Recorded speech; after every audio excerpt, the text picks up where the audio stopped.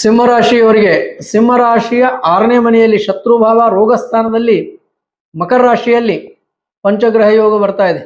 6ನೇ ಸ್ಥಾನ ಅಂದ್ರೆ ಅದು ಅತ್ಯಂತ ರೋಗಗಳು ಅಂತ ಹೇಳ್ತಾರೆ.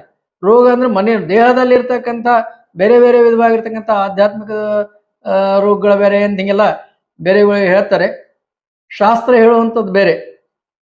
ಹೊರಗಿನ ರೋಗಿಗಳು, ಹೊರಗಿನಿಂದ ಬರ್ತಕ್ಕಂಥ ತೊಂದರೆಗಳು, ಹೊರಗಿನ ಶತ್ರುಗಳು, ಬಾಹ್ಯ ಶತ್ರುಗಳೆಲ್ಲ ಪೀಡಿಸುವಂತ ಸಾಧ್ಯತೆ ಇದೆ.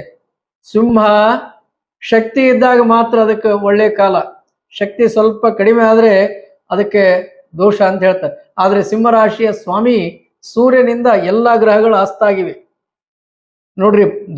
ಮಕರ ರಾಶಿಯಲ್ಲಿ ಸೂರ್ಯ ಬಲಿಷ್ಠನಾಗಿದ್ದಾನೆ, ಉಳಿದ ಎಲ್ಲಾ ಗ್ರಹಗಳು ಏನು ಪಂಚಗ್ರಹ ಇದೆ ಎಲ್ಲವೂ ಅಸ್ತ. ಹೀಗಾಗಿ ನೀವು ಬಲಿಷ್ಠರಾಗೇ ಇರ್ತೀರಿ, ಆದ್ರೆ ಫಲವನ್ನ ಹೇಳ್ತಾ ಇರ್ಬೇಕಾದ್ರೆ ಬಾಹ್ಯ ಶತ್ರುಗಳ ಕಾಟ ಜಾಸ್ತಿ ಇರ್ತದೆ.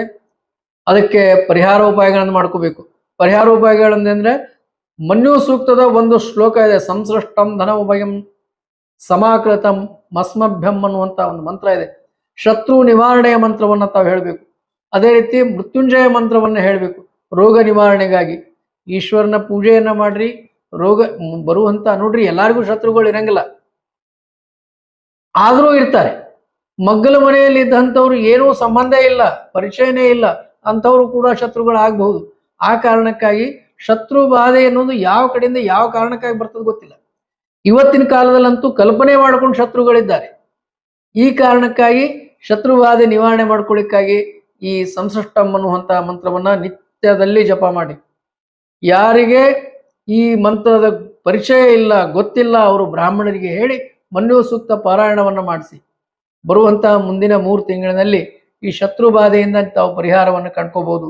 ಇದೇ ರೀತಿ ನಿಮಗೆ ಒಳ್ಳೆಯ ಕಾಲಗಳು ಕೂಡ ಕೂಡಿ ಬರ್ತಾ ಇದೆ.